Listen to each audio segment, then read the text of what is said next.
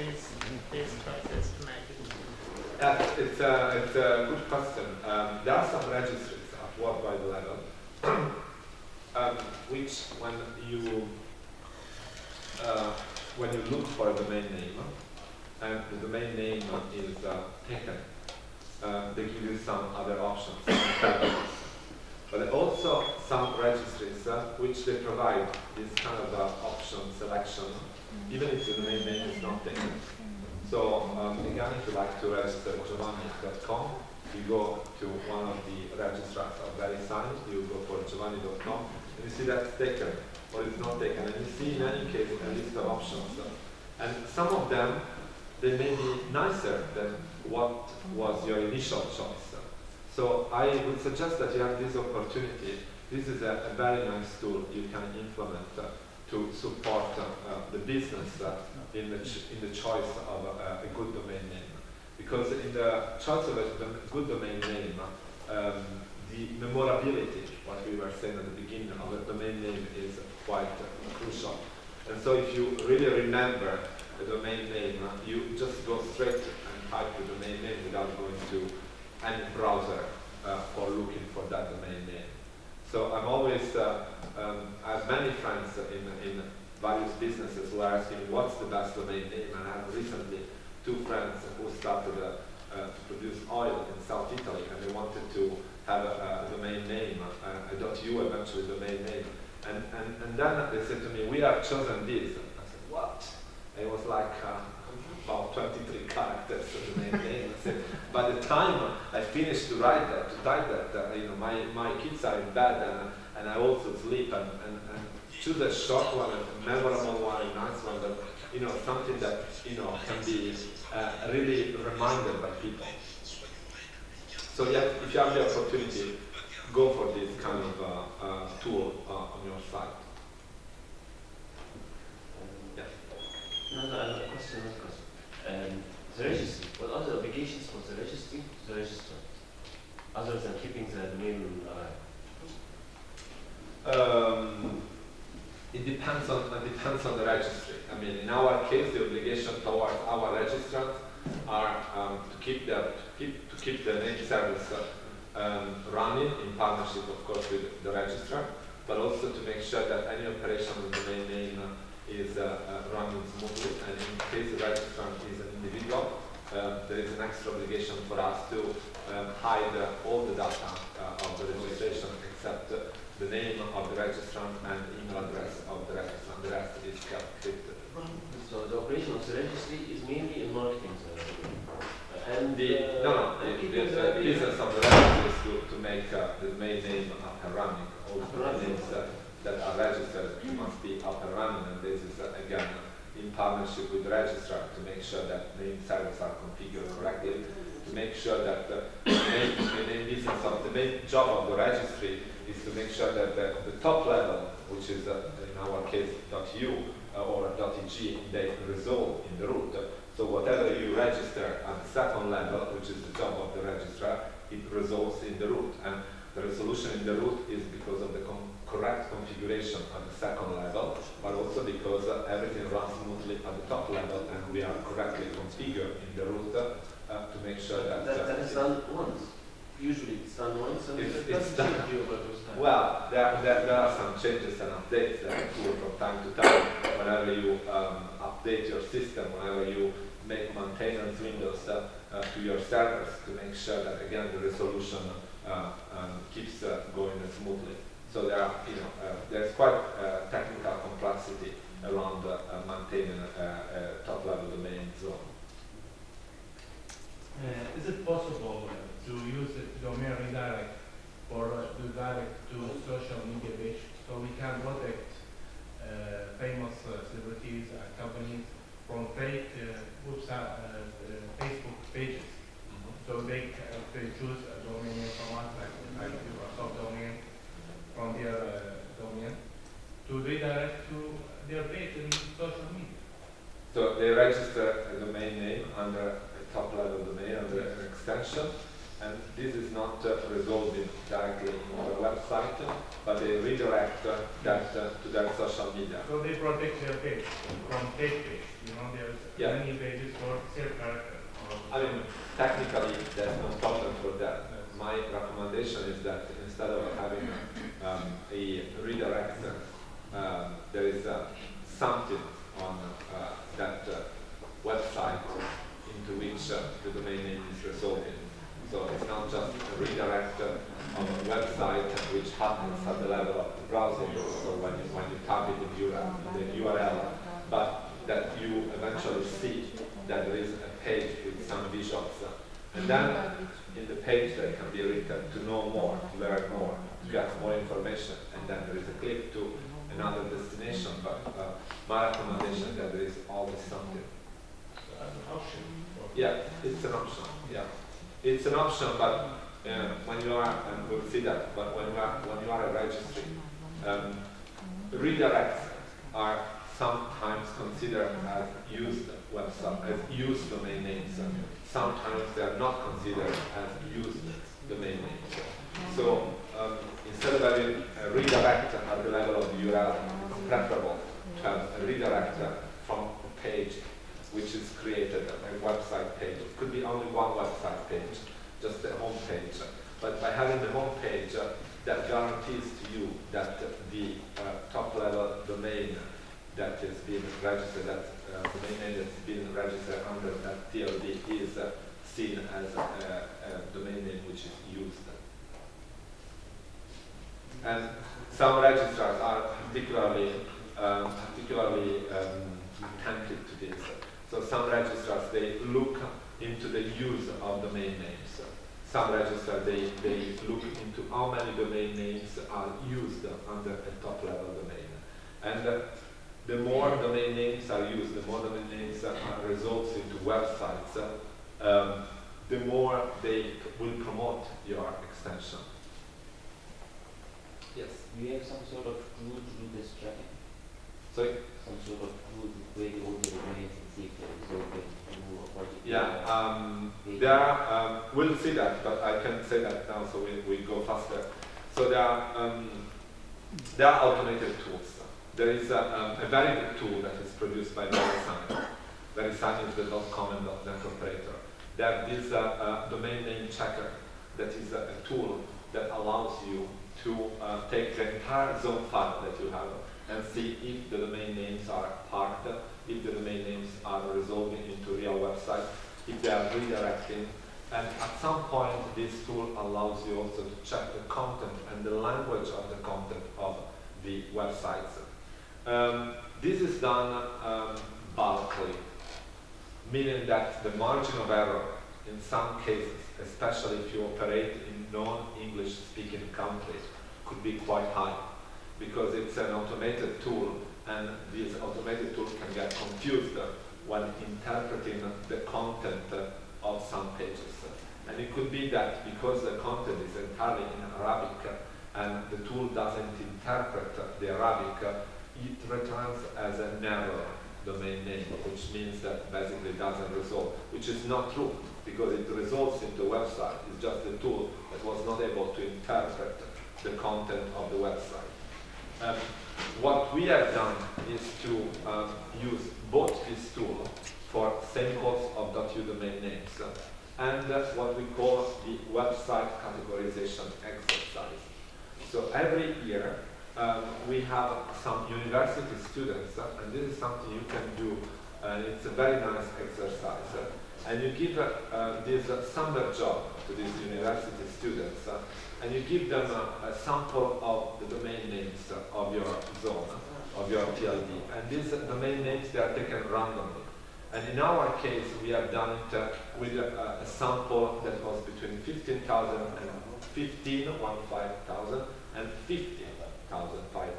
And what we have done is to give them this summer job students this task to check one by one the possible websites into which the domain name was resolved. So we were giving them the list of domain names, and they had to type the domain name in the browser and check if there was a website associated, and if there was a website, what was the website about, and we'll see some statistics afterwards.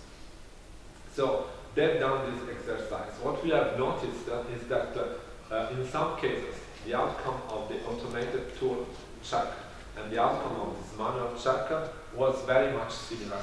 But what we have also seen is that, and that was again because we believe that there is an interpretation issue for the automated tool, is that in some cases like error messages or park website, this was somehow quite different. So we have done, and we do that every 2 years, this exercise. And the outcome of the exercise is on our site. So if you go on our site, uri.eu, there is a section which is called publication. And in the publication you find the outcome of this bi-yearly survey. And again, it's quite impressive. And I would recommend you do that because you have a perception of how the domain names under your extension are used. And that also is an exercise to be done when planning a marketing campaign, because if you see that they are more and more used by SMEs or they're more and more used by public institutions, that is probably, those are probably two areas where you can focus your efforts. We did a similar exercise and we found out that the output of the automated tool, when you have a site under construction, sometimes they're confused and they believe that this is actually a real site. Yeah. And then we stop doing that exercise after that. It's also, there is another element, it's a good point, it's another element that it might be that we're talking about this big invention, which is that the automated tool does it in a millisecond. It's an automated tool, so they just screen it in a millisecond. And in that millisecond, because of the internet configuration, could be that the website is not resolving, because there is a momentary drop in the name servers of the domain name, and so it's not reachable or doesn't show any content. Could be that 2 seconds later is back up and running. So the advantage of having a manual one is that these people may spend a little more time than an automated tool in checking if it's effectively used. Actually, we use the automated to find the failing and then to do a manual check on the false negatives. Yeah. But we found that the false positive are way larger than the false negatives because the site in construction resolved as being okay. Okay. Well, it might stay for years under construction. Yeah, and that's true. Because it's also true. Is it currently the same? I mean, I'm talking It's about the same. 2002. Isn't the same? The under construction which was resolving. It's still the same. There are two kinds of under construction. Honestly, the under construction which can be under construction forever, and that sometimes is a sign of a domain name that's been registered for speculative reasons. Or there's an under construction because the company behind the domain name decided to register the domain name, and then at some point, some of them they even forgot to start the construction of the domain name, and they're using the domain name just for emails. Because that's also the fact that the domain name is not resolving to a website doesn't mean that it's not used. This is what we say also in the outcome of this record, because domain names may be used only for email addresses, and because they do not have websites, again, in any case they are used for emails, they are not used for websites, but they are used. So this is a sort of disclaimer that we put at the top of this survey that we conduct every 2 years. So none of the automated tools will check the .NX. Well, some of them they started to check it. Some of them they started. There is the very signed new checker that is doing that. But again, they are telling you that it's not so 100% proof at present. Yeah. It's a good idea to test that one. Yeah.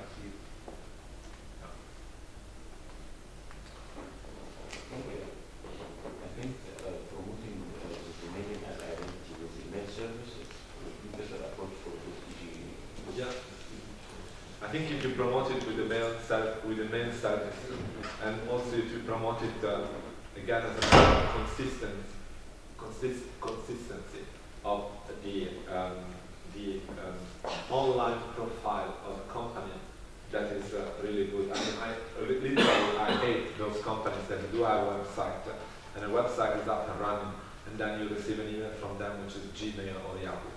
That's really a nonsense. They should be able to go and have consistency in the way they communicate to the world. Yeah. So, when presenting your pitch to possible end users, you should tell them that really a website, a domain name, a memorable domain name, is the image they have to use to present themselves online. Nowadays, a company that doesn't exist on the internet probably doesn't exist at all. But I would add an extra step, which is a company that doesn't exist properly on the internet is a company that is showing there are some issues at their level that should be sorted out. Using these kind of pictures when approaching possible registrants, when approaching the registrant market, is quite important. And try to be very straightforward when approaching possible registrant targets. Because again, by being straightforward, you provide them security. And security at the end is also what they need. They need to have in you a reliable and secure partner to promote themselves online.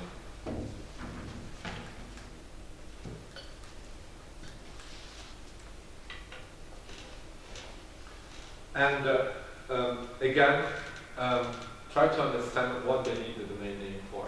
As you were correctly saying, if they need the domain name for emails, explain to them that it's great to have your own domain name because you can get as many emails as you like when you have a good agreement with registrars.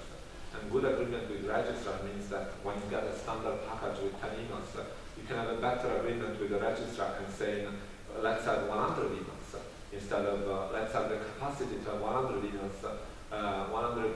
And this is something that you have to negotiate with the registrar, but you have to explain to the end user this is something they have to do with their own registrar.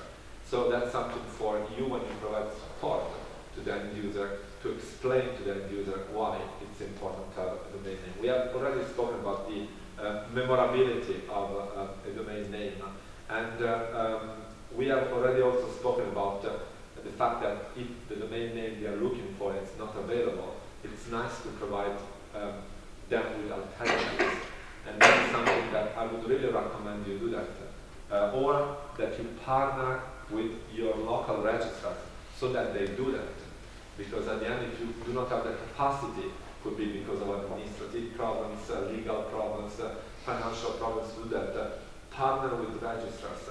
And those registrars, there will be your channel to make sure that somebody is looking for a domain name under your TLD and see that that domain name is not available, they have alternatives. And this is really, really important. And think about that the search engine optimization now is like a real science.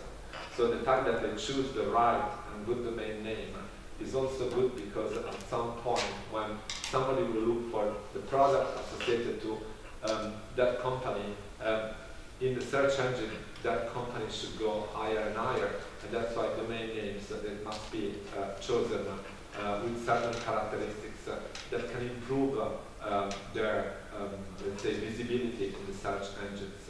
And for that, specifically when you are working in an IDN environment, you must also work with the main browsers and the main search engines to make sure that everything resolves correctly. This is something, again, as I said, there are two great examples.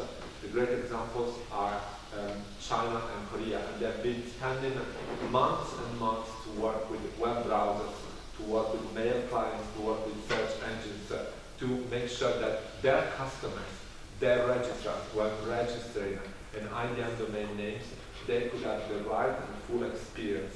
So they could have their domain name in the search engine, they could have the domain name resolving into email, and they could have their domain name correctly browsed without having the Punical translation when typing the domain name in a browser. So those elements are really all important when you work, especially in an IDN environment.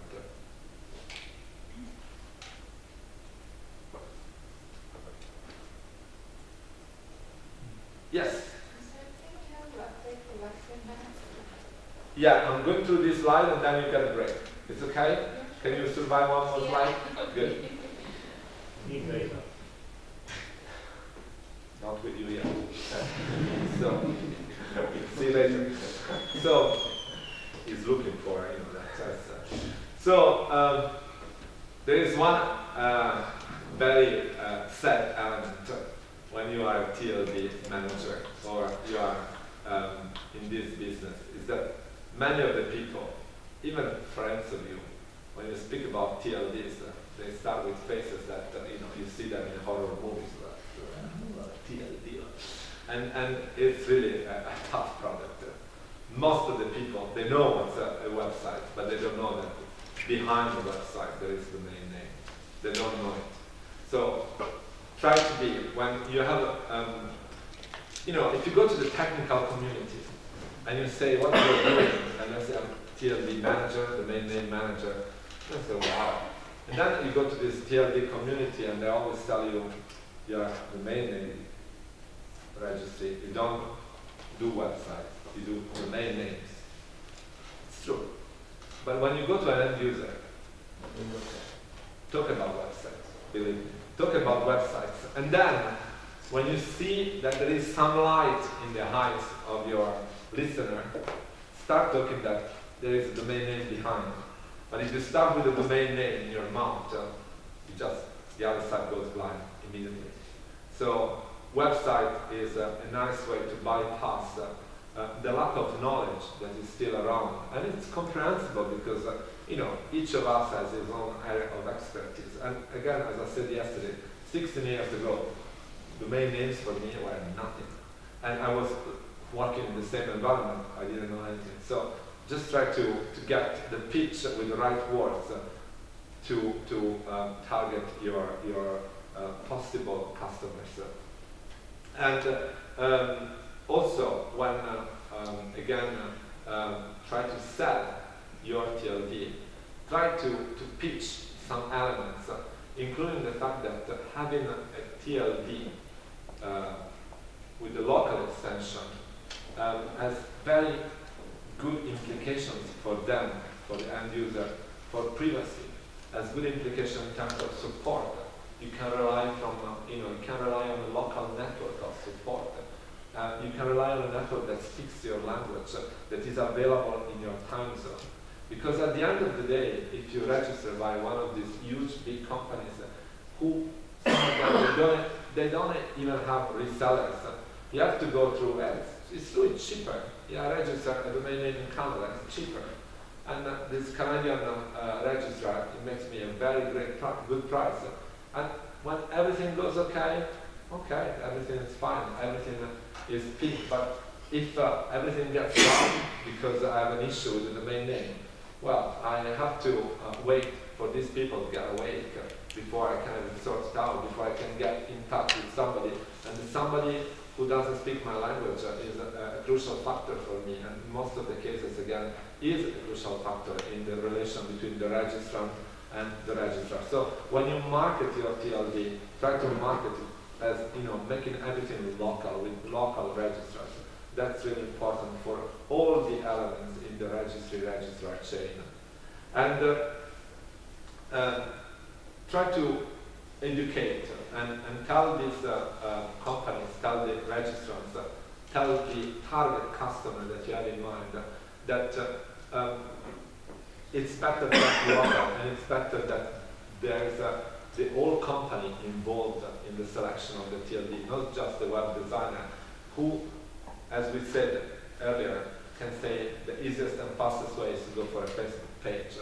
Yeah, that could be the easiest and fastest way, but in the long term, a domain name resolving to a website with great visuals is the best business card you can have online. That said, I'll break before you break, and we have a 50 minutes coffee break. Is it correct? 15. 15, 1-5. Yes. Okay, let's make it 16. One small announcement, there will be a group photo at 12 o'clock, so I'm not saying the break is still 12 o'clock, but a group photo will be at 12 o'clock, so try all to be here. So at 12 I have to break. No, Right? no, it's 4 or 5 minutes if you No have problem. Yeah, no, just let me know so I can organize my They break. keep on doing faces until then it will take 2 hours to complete the photo. Which were surveyed, it gives, it's associated to the location, being local, but also security. And it's true that it's less suitable for international markets. But again, if the product or a company is extremely associated with being local, the .local, the extension, your extension can be the right one. And especially when you think about an IDN extension, the IDN extension can ensure the full experience, the ability to promote the company, to promote the product, to promote yourself in the full local language. So both at the second level and at the top level. also less suitable for international markets, you know. Yeah. Every florist in the street wants to be international. Yeah. So this is some point that is hindering him from buying not local. That's true, and that's why I'm saying this is what the people think, the people we surveyed in Europe and companies we surveyed in Europe, which are about 10,000 from all the European countries, between people and companies. They think about the difference between the .com and the .local. And this is something, of course, that you do not have to highlight.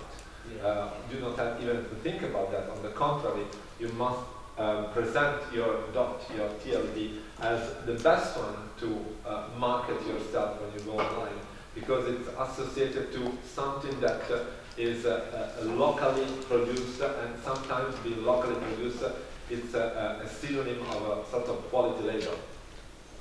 Yes. Especially the entity is marketing artistic, artisanal material. Exactly. The local has lots of. As a power, yes. Sure. Yes. I don't think that with local is not less suitable for international market. For example, multi websites like Amazon. If this website has a language of Arabic, so the title will be Amazon and IDN.com. So it must be for shopping website like Amazon, it must be efficient for user to use the address in Arabic and the content in Arabic. Yeah, that's incredibly true. I agree. Well, second. Okay. Why is it that things like patriotism, for example, .eu, because you're European, you want .eu, why is it that it doesn't feature here? Why there is no .eu? What do you mean? Oh, okay. So if I am promoting .eg, Yes. I would, for example, say if you're Egyptian, go for .eg. Yeah. Why is patriotism not an issue on this list?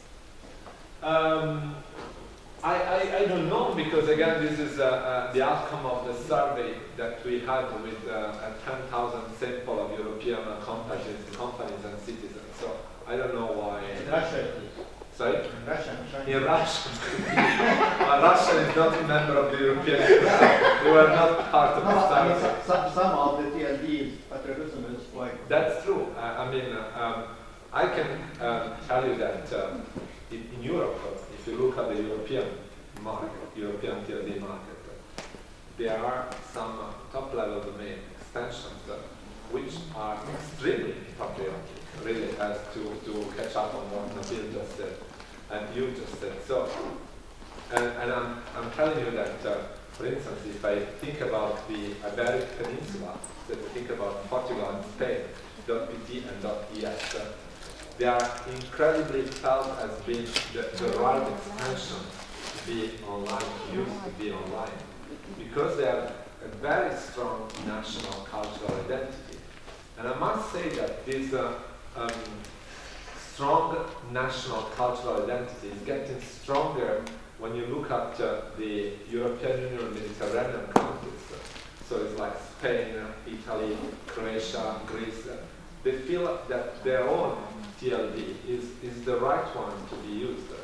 But at the same time, if you think about a country like Greece, and Greece, we worked a lot on a country like Greece because you all probably know, because you read newspapers, you hear news, the incredibly and very important financial situation which they have been facing since now almost 4 years. And I mean, in our case, .eu is always associated to the fortune of the European Union. So whenever there is some negativism against the European Union, against the euro as the currency, against the decisions which are made in Brussels, we always fear that there is a negative impact on the extension. And so when the case of Greece showed to us the opposite, because we were all expecting major drops in the .eu registrations by Greek registrars and Greek registrars. On the contrary, Greece is one of the countries which has been performing better than many others since in the past 4 years. And we were very surprised because of that. So what we have done is to check with the registrars, and we have about 25 very active registrars in Greece. Why? I mean, I say why? I mean, you really love Europe, the Europe concept, and they kill you with taxes, and you still love them? Is it masochism or what? And they answered to us that the reason is that .gr is still perceived as being a very valid extension. But most of the companies there believe that .gr was something, or is something, because they do believe it now, to basically reach out to the local market. While if they had gone for a .eu or a .com or another one, that could have served them to cater for larger markets. And because the local market was so negatively impacted by the financial crisis, they wanted to open up to a broader market. But this is really a very, very specific case of Greece. And we really invested a lot of time to understand the dynamics in the Greek environment. And we found out that that is the main reason, because we had some calls with some samples of registrars. So we said, why .eu while your .gr was still free? And they say, yeah, because we want to have a market abroad. And that's correct, but they could have a market model with .gr. And I must say that, again, this is a choice they made in their mind. And we are, of course, we are very happy about that, but again, now linked to many factors. You already talked about this. I am talking about your case. Your case, we have the GTLD like .com and .local, but we also have .eu. And I think you declared by Grace. I think what's the benefit if I am living in Germany and I have .de? How will you use them to take .eu? Yeah, that's again depends. In our case, we are very special because it depends country by country. In Germany, the situation is very special because the local market is extremely saturated, which means that the chances that your domain name and .de, the German extension, is still free are becoming quite minimal, because there are about 16 million .de registered. And so that's why I would say this, that we are not competing with the local, we are competing with the generic top-level domains. And that's why we worked hard with the German registrars to make sure that whenever the local TLD was taken, we were the second best after the local TLD. And the reason why they want another extension in Germany is because they are having an extremely high level of what we call the domain name literacy. So they really want to make sure they reach out to as much as possible to all possible markets. And this is something that in Germany is particularly true. Nabil. There is also a dissociation from some local constraints, like in South Africa during the apartheid, many .com, in Israel, many have .com. Yeah. In Lebanon, because there are stability issues, they want to dissociate themselves from the Yeah. And in the Middle East, the financial situation also, they don't want to appear to be as Greek. Yeah. At the end, it's like that. Again, competing with .com is not easy because they were there much before most of us were in the market. And they have incredible marketing capacities because of the network they have already established. But it's not, again, mission impossible. It's something that we can make it.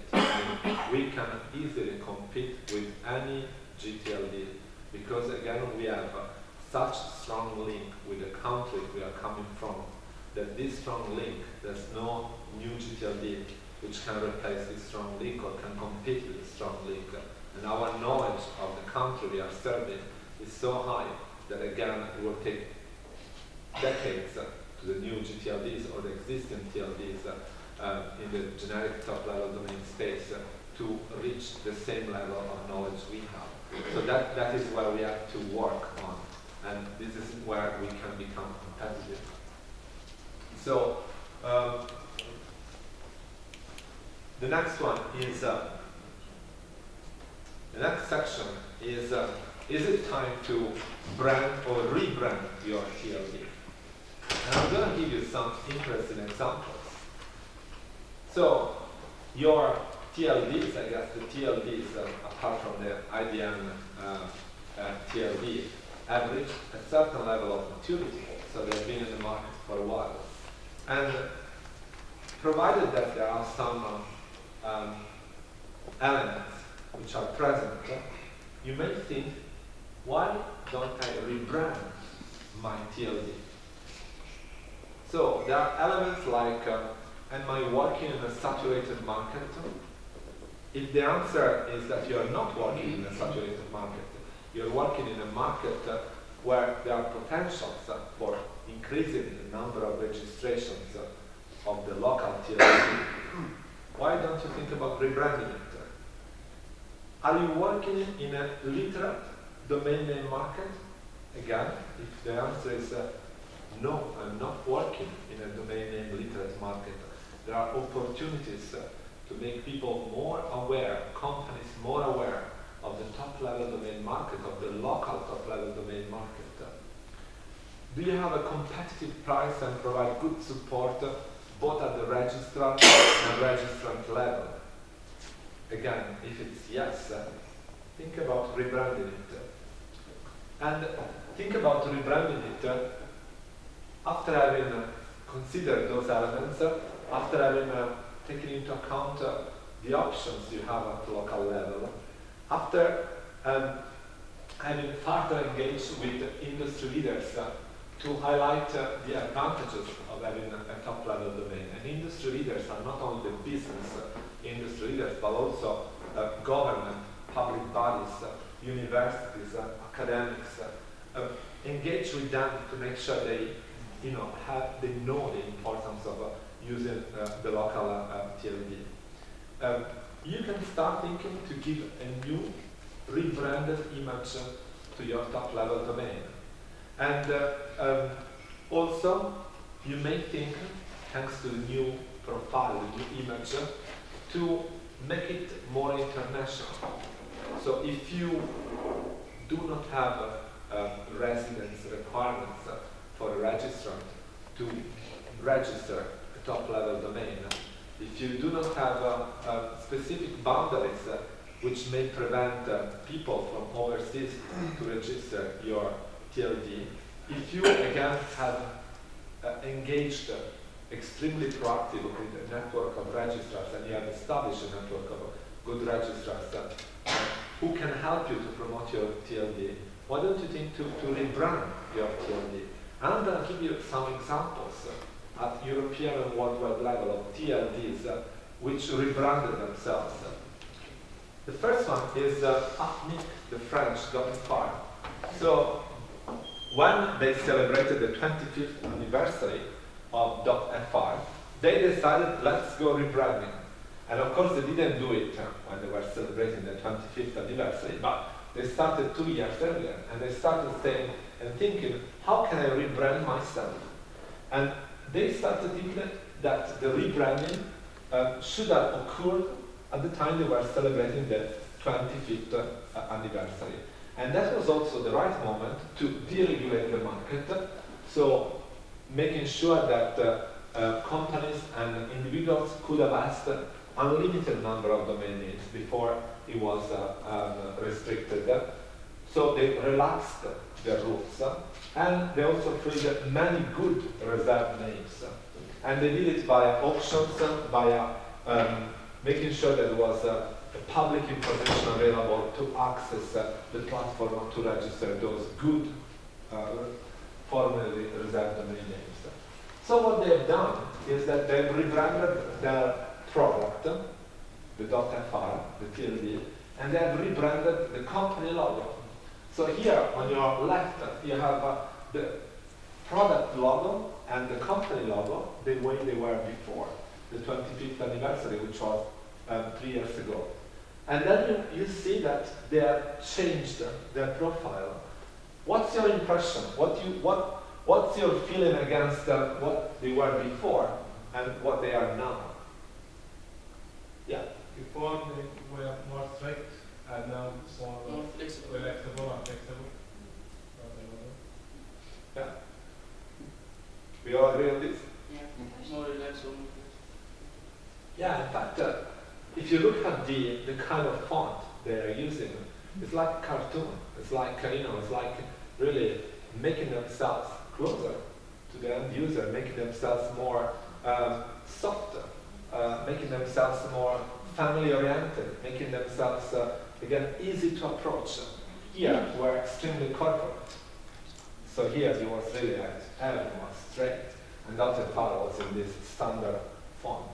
There, they create their own font. So this is a standard font you can find on the when you type in something in Word, and that's their own font. They created their own font, and the same for their logo. So they rebranded themselves like that. And this is a good example, a good exercise which you can do. Let's take another one, and it's .me. .me was created a few years ago. .me, they decided that they are a CCTLD. Nobody's questioning it. They are a CCTLD, but they are working and they are branding themselves as a GTLD, because .me is me. It's not the expression of a local top-level domain. It's the expression of being me online. And this is the way they're marketing themselves, and they are marketing themselves. And as you can see, that when you land on their page is .me is about you. So .me is not about a country, a specific country, which is Montenegro. No, that's not what it's about. They have cancelled the country image. I'm not saying you should go that far, but again, by doing that, they've seen incredible high registration numbers. And they made the decision of opening completely the market to any overseas registering company with possibility of unlimited number of registrations. So this is the way they have promoted themselves in the moment they have gone online.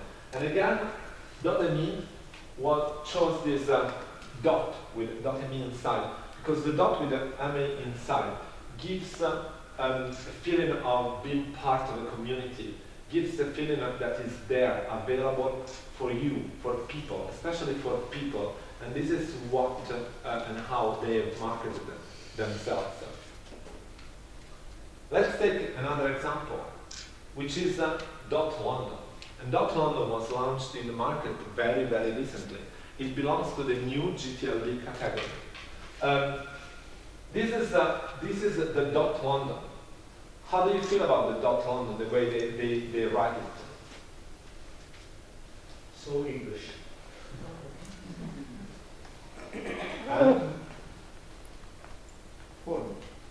Formal. Isn't it very corporate? Except for the The O was because here the picture, which was taken in Trafalgar Square, they put some sort of, it's not really the way they wrote it at the end, but it's a picture, but that was in any case the logo of .London. So they made the .London when they launched an incredibly in-depth survey about the possibility of .London being registered by companies in the London area. And that's why they have this incredibly business-oriented approach, the way they market themselves. They have found out that 37% of the top 500 Fortune companies, they operate in the London area. And that in the only London area, there are over 30,000 IT companies. So they believe that the demand of .London from small business will be crucial for them. And this is the exercise they have done. So how many SMEs are in the London area? And how many of them are likely to get .London? And they surveyed the SMEs before they launched themselves in the market. And 26% of these SMEs, they said to them, yes, we are very likely going to go for .London. How many of them are there did so far? Not so many. Not as many as they surveyed. But why? Why is because when you think that you are a newcomer in the market, you must think that for a company to switch to a new doctor is not something that is just buying the domain name. If you think that that company has been marketing themselves with another dot for ages, that is a big decision for the company, because they will have not only to change all the email addresses, all the websites, but it's a huge marketing investment. Think about the ad paper, think about all the commercial, think about all the marketing materials they may use. To be consistent, to switch from one dot to another, it takes quite a long time. It's like, I don't know if you see that Deloitte, this big worldwide consulting company, some years ago, they decided to switch from having a gray logo to a green logo and have it in this, everything in this pale green. It took them 3 years around the world to complete the switch, because everything from being a sort of gray should have moved to a sort of pale green. And it took them really 3 years to complete the switch. And more or less, if you think about switching from one dot to another, it will take you the same time. So companies who are, that are in the middle of this thinking, they should be also educated. This is not an easy switch. And what London did, there is also a large archive. We in 1993 for 6 months we had AE.ac.lb rather than u.lb. Until today, we are maintaining the AC.lb because we did an analysis in 2010, and there was still emails coming to that account and people hitting on the website on the AC.lb after 16 years, 14 years. Because they remember that, they get used to them. It's like it is stored somewhere. It's stored somewhere, so it's much easier for them to click you need to maintain it. Exactly. Yes, that's the point. So it's not an easy process to the switch. It's a very complex process. And what London did to have this very corporate profile, to tell the people we are the London dot for SMEs, businesses, is to not to spend so much in banner, not spending much in billboard campaigns, but convincing, in quote, certain big players in the London area to switch immediately to .London. So what they've done, this is the Metro Bank, which is a very famous bank in the London area, is that from the moment they opened in the market, from the moment they launched themselves in the market, they had 2 or 3 big players in the London area. And those players were already using the .London extension. And by doing that, they were showing people that they had already penetration in that market, and there are key players in that market which believe the .London is the right choice for them, is the right switch to be made. So again, we have seen, we have gone through different examples, and the .London one is to present yourself as extremely corporate and business oriented. Let's take another one, which is one of the most interesting of the past years, and it's the Colombia. .co. .co went through an incredible long redelegation process. And when everything was completed at the end of 2009, there was a long process to decide about the rebranding and relaunch of .co Colombia. Yeah. Sorry. Redelegation, Bahar will explain now. I can do that. So when a registry... We're going to need 2 years to... No, I'll make it as simple as possible because it's not my intention to step into this, nicely, I call it the pond, the redelegation pond. So basically,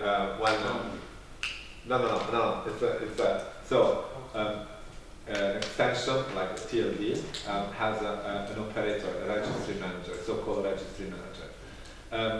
It could be that over the years there are changes in the way this top-level domain, this extension is managed and is going to be managed. And so there is a process to change the name of the operator, and the process happens at icon level. So IANA icon level. So there is a process to make sure that in the IANA database, which is this database containing all the top-level domains, there is a change in the name of the operator. The change of the operator is a complex process in some cases because it might be a challenged process because there might be some parties who all like to become the new registry operator. But this is something to be sorted out at local level. IANA and ICANN, they are just recording the change, the request of change, and checking that the request of change is legitimate. So that is what in the top-level domain jargon is called redelegation.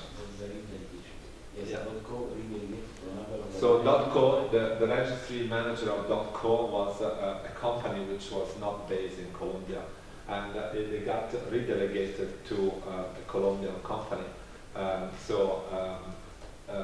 Starting from the end of 2009, .co is managed in quote because then they outsourced all the management, but is managed in the IANA database by an entity which is based in Colombia. How can the first company get the delegation? How the first company got the delegation, Nabil can tell you his story, how he got the delegation. No, now there is a process in place, but many years ago the process was much more informal, and it was the delegation of the country code was not following very strict procedures, but it was in the hands of this academic guy, and he was the repository of the let's say the zone at the worldwide level. And so there were these extensions, top-level domain and country code extensions, which were the same as in the ISO list. And you could have requested the delegation directly to this guy. From ICANN? No, without ICANN. ICANN was not there at that time. So it was just, usually the delegation was requested by academic of one country or universities or government bodies. They wanted to have the local TLD delegated to themselves to deploy the local TLD. This is before the commercialization. Before ICANN. We are talking about the 80s. Yeah, we're talking about the 80s. So When was your TLD? 93. 93. So many of the Europeans, they were delegated between 85 and 95. So ICANN started being operational at the end of 1999. additional information. And before I can who delegate there was this guy, academic guy called John Postel, and he was, the repository of the top-level domain list. And all the RFCs. Yeah, I know. Okay, thank you. It was very, you have to think that at that time internet was much different, much different environment than it is now. So it was less structured, more informal. So going back to, sorry, you are a very right person because sometimes I use words that I know what they mean, but I understand that I'm into this business too much. So the relaunch of .co happened in the first 2 quarters of 2010. What they have decided? They have decided, yes, I do cater for the local market. And they had some new sunrise for the existing .co domain names to have them reconfirmed in their database. But they went into complete rebranding. Complete rebranding, including a strong partnership with the operators of the TLD market, to which they outsourced most of the technical management of the registry function. And they decided to open to all the world and to present themselves as a good alternative to .com. So if .com is taken, why don't you go for .co? Which .com stands for commercial, and .co should stand for global, but can also stand as a short for commercial too. So, and that's how they rebranded themselves. It was also .co.uk. It was also .co.uk, and .co has been used by many other TLDs as a second level to identify the commercial registrations. So they rebranded themselves as the commercial second best extension of the .com. And what they've done is to have this logo, quite standard, but incredibly with an orange background. And they wanted really this orange background because they studied and they see that there were no others top-level domains using this orange background. And orange background was found to be also very commercial for branding this TLD. And as you can see from this slide, in the first 4 months, they reached over 600,000 new registrations. And most of them, they were what I call complementary registrations, meaning that they get in partnership with some registrars and also registries, so that whenever a top-level domain under, I don't want to say, other generic top-level domains was registered, they were receiving a .co as a sort of a complementary registration.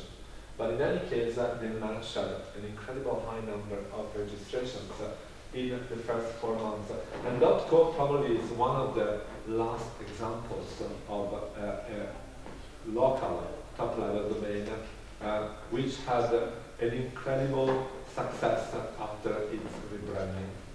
So .co is another example of rebranding. And again, if you think about the first slide with those factors you have to take into account, why don't you think about rebranding your TLD?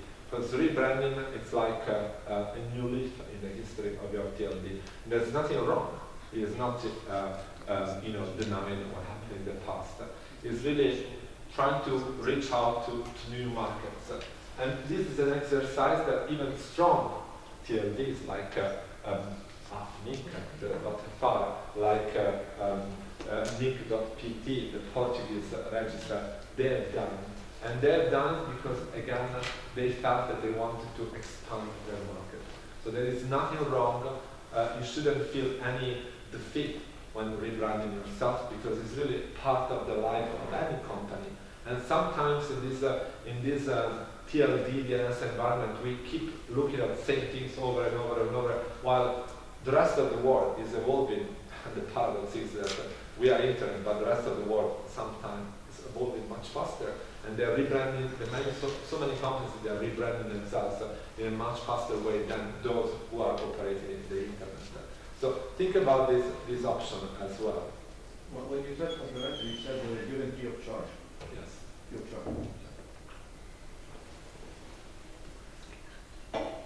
.co is still performing very well because again they got into very strong partnership with the big registrar players, and also they ensured themselves a top registrar shelf space on the registrar website. So this, they were among the first who exploited the registrar shelf space option in 2010. So they immediately understood in 2010 that to make your TLB registered if somebody is not sure about the extension to go for, you must have a shelf space on the registrar site. And chances that the person or company picks up your extension are much higher.